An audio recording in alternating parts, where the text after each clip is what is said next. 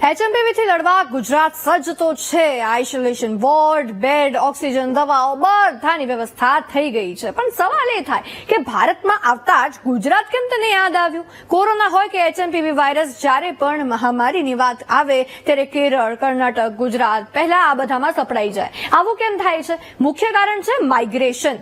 વિદેશથી અવર જવર કરનારા પ્રવાસીઓ અહીંયા વધારે છે. ગુજરાતમાં ખાસ કેમ તો ભારતના બીજા રાજ્યોમાંથી સૌથી વધારે માઇગ્રેશન ગુજરાતમાં થાય છે. જેમ કે HMPV થી સંક્રમિત બાળક રાજસ્થાનનું છે, પણ તેને સારવાર માટે તો અમદાવાદ લાવવામાં આવ્યું. બીજું કારણ ઇમ્યુનિટી છે, રોગ પ્રતિકારક શક્તિ.